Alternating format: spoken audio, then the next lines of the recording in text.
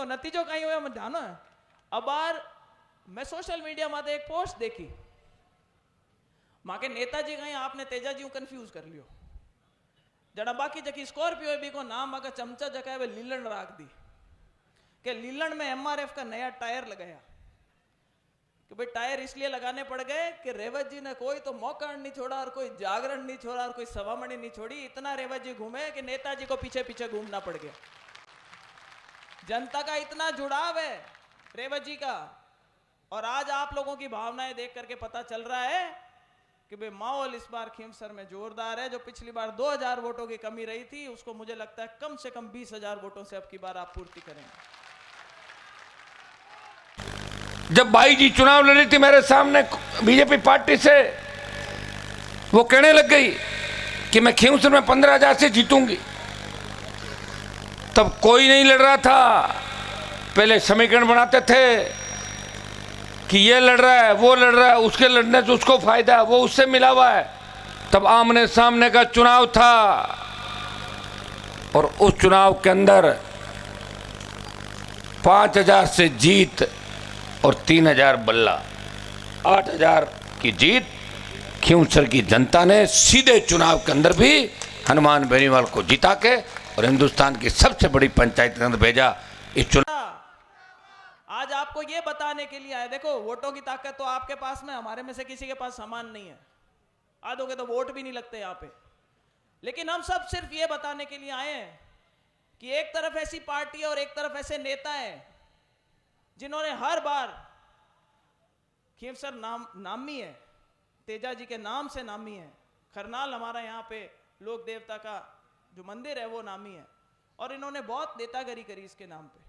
कभी ईंटों के मामले में बोल दिया, पहले तो बोला ईंट नकली है और फिर इन लोगों के साथ में तालमेल बिठा लिया और हरियाणा तक गए प्रचार करने के लिए। वो बात और है कि हेलीकॉप्टर लेकर के 4 जिन विधानसभाओं में गए, चारों के चारों इनके जो कैंडिडेट जिनके समर्थन में गए, जमानतें जब्त हुई थी उनकी।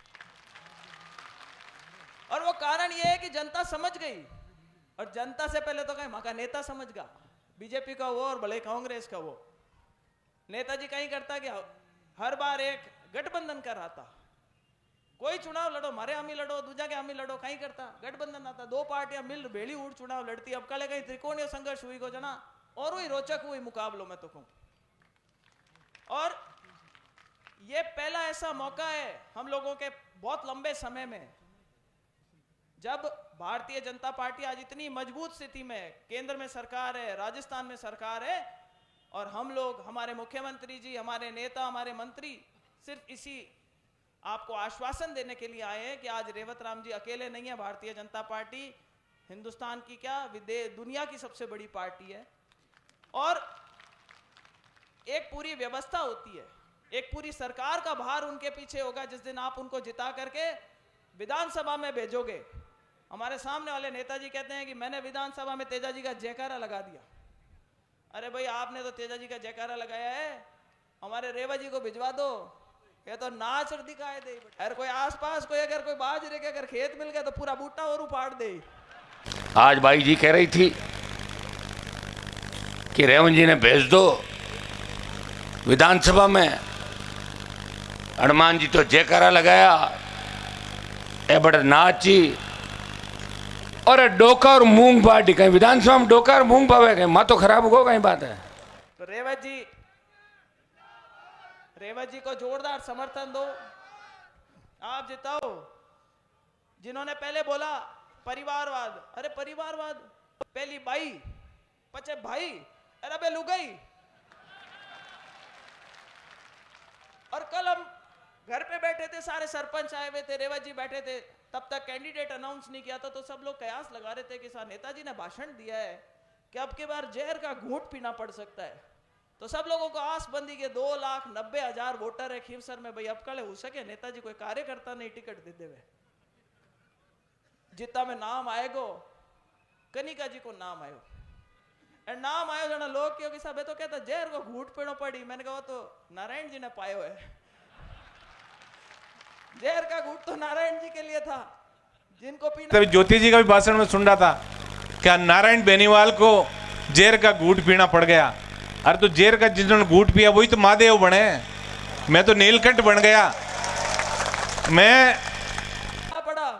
कनिका जी बन के आई। कनिका जी की कल मैंने देखा प्रेस वार्ता हुई। कनिका जी ने बैठ करके प्रेस से संबोधित होते हुए बोला कि मैं महिला सशक्तिकरण के लिए काम करूंगी।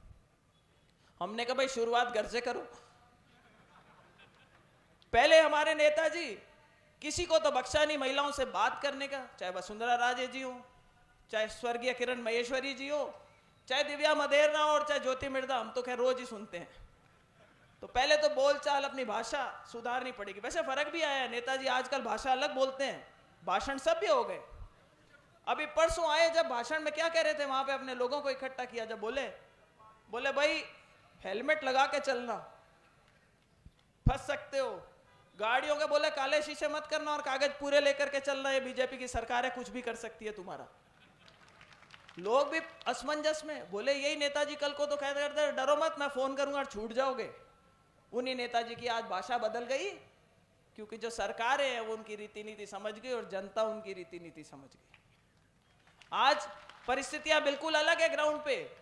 खींवसर के लोग चाहते हैं कि हमारा विकास हो, हमारा काम हो, अगर हम कहीं जाएं तो कोई हमारी सुनवाई हो।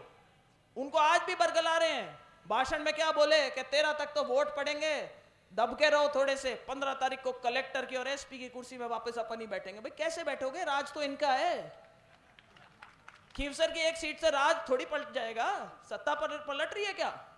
सत्ता तो बनी हुई है और राज यही रहेगा 4.25 साल तक। काम अपने को यहीं से निकालने हैं। और एक और आरोप लगाएंगे कि हमारे रेवत डांगा जी को जातिवाद के रूप में बांटना चाहेंगे। रेवत डांगा जी का मैं कहना चाहूंगी, किसान वर्ग के हैं, अपने समाज से आते हैं। किसी को 36 कौम का हमें सहयोग चाहिए जीतने के लिए। और अगर किसी के कोई बढ़त हो तो भाई उनके बट निकालने मत पहुंच जाना। लाई बड़ा आदमी है, 2 चुनाव लड़ने के, दूसरे चुनाव लड़ रहे, खर्चा भी होता है पहले चुनाव में। चुनाव लड़े, हार गए, बहुत थोड़े कम वोटों से हार गए, नींद 2-2 घंटे लेकर के निकाला, इन्होंने काम चलाया है। तो भाई अब की बार अगर कोई गिले शिकवे छोटे बड़े हो तो मैं कहूंगी कि हाथ जोड़ करके निवेदन है। मैं अपनी तरफ से सिर्फ इतना ही कहना चाहती हूं कि मैं तो भाई रेवत डांगा जी का नहीं मानती, मैं तो ये मानती हूं ये मेरा ही चुनाव है। ज्योति मिर्धा यही सोच करके चुनाव लड़ेगी कि वही रेवत डांगा है। और हर एक संभव प्रयास करेंगे कि सब लोग साथ मिलकर के, हमारे नेता साथ मिलकर के, हमारी जनता साथ मिलकर के रेवत डांगा जी को एक जोरदार यहां से जीत दिला करके भेजे, जब तो बात भी बने।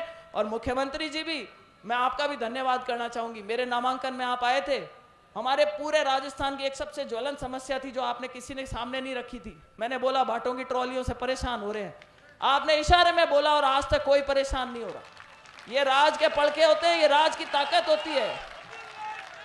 आज अगर हम कहें, आज हम बोले कि हमारे किसान भाइयों के जो मुआवजा मिलवाना है वो, उसके लिए मैं मुख्यमंत्री जी से निवेदन करूंगी कि आप प्रयास करें कि वो जल्दी मिले। यही वो नेताजी है जिन्होंने रेवत डांगा जी दुखी हो गए थे, पंचायत समिति के प्रधान थे, इनकी पार्टी के नेता थे, और अपने सरपंचों का, बड़े नेताओं को कह के पेमेंट रुकवाया था। कुछ पेमेंट अभी भी बाकी है। मैं मुख्यमंत्री जी से निवेदन करूंगी कि उन सरपंचों का इन पंचायत समितियों के अंदर 2-2 साल से पेमेंट अटके हुए, उसको भी करवाने का प्रयास करें। और आगे आप लोगों को लंबे भाषण नहीं देकर, क्योंकि और भी नेता बोलना चाहेंगे, मैं आपसे पुनः एक बार हाथ जोड़ करके निवेदन करती हूं कि भाई अपना चुनाव मान करके लड़ो। ऐसा मौका बाद में नहीं आएगा। बकरी अब के फाटे में आई हुई है, जहर का घूंट पी के बैठी हुई है, पीछे रहना मत। रंग बदलने वाले गिरगाटों को सब पहचान चुके हैं, जनता भी पहचान चुकी, पार्टियां भी पहचान चुकी। तो लगे रहो, 13 तारीख तक बिल्कुल मुस्तैदी के साथ लगो। 23 तारीख को ईश्वर ने चाहा तो परिणाम अपने पक्ष में आएगा। इन्हीं शब्दों के साथ आप इस वक्त यहाँ पर पधारे, रेवत जी के समर्थन में पधारे, हमारी बात सुनी, उसके लिए बहुत बहुत आभार, बहुत बहुत धन्यवाद। राम राम सा, और बोलो भारत माता की।